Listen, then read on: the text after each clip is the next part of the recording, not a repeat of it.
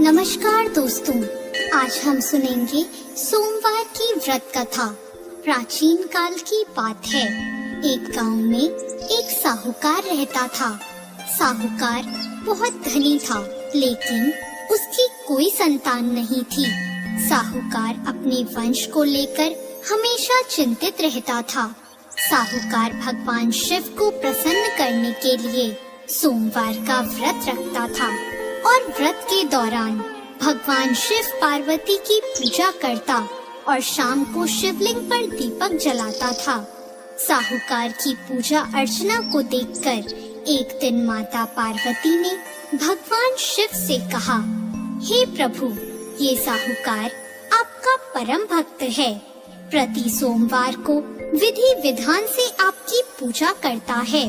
मुझे लगता है कि आपको उसकी मनोकामना पूर्ण करनी चाहिए। शिवजी ने पार्वती जी की बात को सुनकर कहा, हे गौरी, ये संसार एक कर्म क्षेत्र है। जैसे एक किसान अपने खेत में बीज बोता है तो कुछ वक्त बाद उसे पेड़ मिलता है, उसी तरह इस संसार में आदमी जैसा कर्म करता है उसे उसका वैसा ही फल मिलता है। भगवान शिव बोले कि इसके कर्मों में संतान सुख नहीं है, लेकिन माता पार्वती ने भोले भंडारी से दोबारा आग्रह किया और कहा, हे नाथ, फिर भी आप इसकी मनोकामना पूर्ण कर दीजिए। यह आपका परम भक्त है। अगर आपने अपने भक्तों की इच्छा को पूर्ण नहीं किया तो वो आपकी पूजा आराधना क्यों करेंगे? माता पार्वती के इतना आग्रह करने पर भगवान शिव ने कहा, यह साहूकार बहुत धनवान है और इसके कोई पुत्र नहीं है, इसलिए ये सदैव चिंतित रहता है। लेकिन इसके भाग्य में संतान योग भी नहीं है। लेकिन तुम्हारे आग्रह करने पर मैं इसे पुत्र प्राप्ति का वरदान दे देता हूँ। लेकिन इसका जो पुत्र होगा वो केवल 12 सालों तक ही जीवित रहेगा। फिर एक रात्रि शिवजी ने साहूकार को स्वप्न में दर्शन दिए और कहा कि उसको जल्द ही पुत्र रत्न की प्राप्ति होगी, लेकिन उसका पुत्र दीर्घ आयु नहीं रहेगा, बल्कि केवल 12 वर्ष तक ही जीवित रह पाएगा। यह बात सुनकर साहूकार ना तो प्रसन्न हुआ और ना ज्यादा दुखी हुआ। साहूकार ने इस बात को सुनकर भी पूजा अर्चना जारी रखी और कुछ दिनों बाद साहूकार की पत्नी गर्भवती हो गई और उसने एक सुंदर बालक को जन्म दिया। बालक के जन्म से घर पर हर्षो उल्लास का माहौल था, लेकिन साहूकार खुश नहीं था, क्योंकि उसको पता था कि उसके बालक का यह जीवन केवल 12 वर्ष तक का ही है और उसने किसी को भी यह बात नहीं बताई थी। जब साहूकार का बालक 11 वर्ष का हुआ तो साहूकार की पत्नी ने कहा कि अब इसका विवाह कर देना चाहिए, लेकिन साहूकार ने मना कर दिया और उसे शिक्षा के लिए काशी भेज दिया। साहूकार ने बालक के मामा को बुलाया और पैसे देकर उन्हें बालक के साथ काशी जाने का आदेश दिया। फिर साहूकार ने मामा भांजे से कहा कि वह काशी जाते समय रास्ते में यज्ञ करते हुए और ब्राह्मणों को भोजन कराते हुए ही जाए। दोनों मामा भांजों ने ऐसा ही किया। काशी जाते वक्त जिस रास्ते से मामा भांजे गुजर रहे थे, उसका राजा अपनी पुत्री का विवाह एक ऐसे राजकुमार से करवा रहा था जो कि काना था, यानी उसे एक आंख से दिखता नहीं था। दूल्हे का पिता इस बात से चिंतित था कि अगर दुल्हन पक्ष को यह पता चल गया कि दूल्हा काना है तो राजकुमारी विवाह के लिए मना कर देगी। इसलिए उसने जब साहूकार के पुत्र को देखा तो उसने सोचा कि मैं अपने बालक के स्थान पर तोरण के वक्त इस बालक को बिठा दूंगा और दुल्हन के पक्ष वालों को पता भी नहीं चलेगा। दूल्हे के पिता ने साहूकार के पुत्र को इस बात के लिए राजी किया। इस तरह साहूकार के उस लड़के ने दूल्हे के कपड़े पहने और घोड़ी पर चढ़कर तोरण की रस्म पूरी की।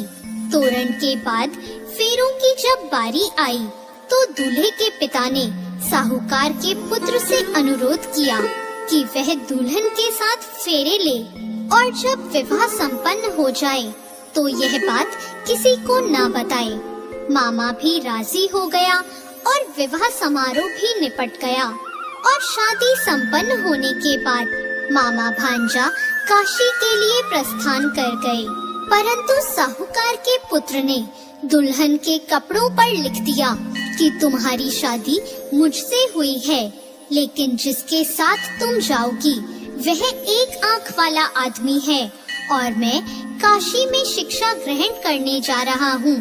जब राजकुमारी ने यह बात पढ़ी तो उसने राजकुमार के साथ जाने से इनकार कर दिया और अपने पिता से कहा, यह मेरा पति नहीं है, मेरा पति शिक्षा ग्रहण करने काशी गया है। जब सब जगह यह बात फैल गई तो मजबूरी में दूल्हे के पिता को सारी बात बतानी पड़ी और दुल्हन के पिता ने भी अपनी बेटी को भेजने से इनकार कर दिया। इधर मामा भांजे दोनों काशी पहुंच गए और बालक शिक्षा ग्रहण करने लगा और मामा ने यज्ञ कराना भी शुरू कर दिया। जब साहूकार का पुत्र 12 साल का हो गया तो एक दिन वो अपने मामा से बोला कि उसकी तबीयत ठीक नहीं है और वह सोने अंदर जा रहा है। साहूकार का पुत्र अंदर सोने गया और उसकी मृत्यु हो गई। कुछ देर बाद जब मामा अंदर पहुँचे, उन्होंने जब अपने भांजे को मरे हुए देखा तो वो बहुत दुखी हुए, परंतु वह रो नहीं सकते थे वरना उनका यज्ञ अधूरा रह जाता। इसलिए मामा ने वापस जाकर यज्ञ पूरा किया और ब्राह्मणों का भोजन कराने के बाद मामा अपने मृत भांजे को देखकर रोने लगे। उसी वक्त उसी मार्ग से शिव पार्वती गुजर रहे थे। माता पार्वती ने किसी के रोने की आवाज सुनी तो उन्होंने शिवजी से कहा, हे प्रभु, कोई मनुष्य रो रहा है, चलो उसके दुखों को दूर कर देते हैं। शिव पार्वती मामा के पास गए और उन्होंने जब मृत बालक को देखा तो हैरान हो गए, क्योंकि वह भगवान शिव के आशीर्वाद से जन्मा साहूकार का पुत्र था। माता पार्वती ने कहा, हे नाथ, यह तो साहूकार का पुत्र है जिसको आपने केवल 12 वर्ष तक का जीवन दिया था। पार्वती जी ने मृत बालक को देखा तो उन्हें दया आ गई और उन्होंने शिवजी से कहा, प्रभु, आप इस बालक को जीवन दान दे दीजिए, वरना इसके माता पिता जीते जी मर जाएंगे। माता पार्वती के आग्रह करने पर शिवजी ने उनकी बात मान ली और उसे जीवन दान दे दिया। साहूकार का पुत्र जीवित हो गया और मामा भांजे अपने घर की ओर प्रस्थान के लिए चल दिए। रास्ते में साहूकार का पुत्र उसी शहर से गुजरा जहां उसका विवाह हुआ था। दुल्हन के पिता ने बालक को पहचान लिया और मामा भांजों को लेकर अपने महल आ गए। दुल्हन के पिता ने एक समारोह किया और अपनी पुत्री को साहूकार के साथ भेज दिया। जब साहूकार का बालक अपने घर पहुंचा, तो उसके माता पिता छत पर बैठे थे और सोच रहे थे कि अगर उनका पुत्र सही सलामत वापस नहीं लौटा, तो वे दोनों भी इसी छत से कूदकर अपनी जान दे देंगे। पर उसी समय उसके मामा वहां आ गए और उन्होंने बताया कि उनका पुत्र जीवित है और विवाह करके वापस लौटा है। साहूकार ने अपने बालक को जीवित देखा तो खुशी से उसका स्वागत किया और साहूकार का पूरा परिवार खुशी खुशी अपना जीवन बिताने लगा। जैसे भोलेनाथ ने इस परिवार पर कृपा करी, ऐसी कृपा सब पर करना।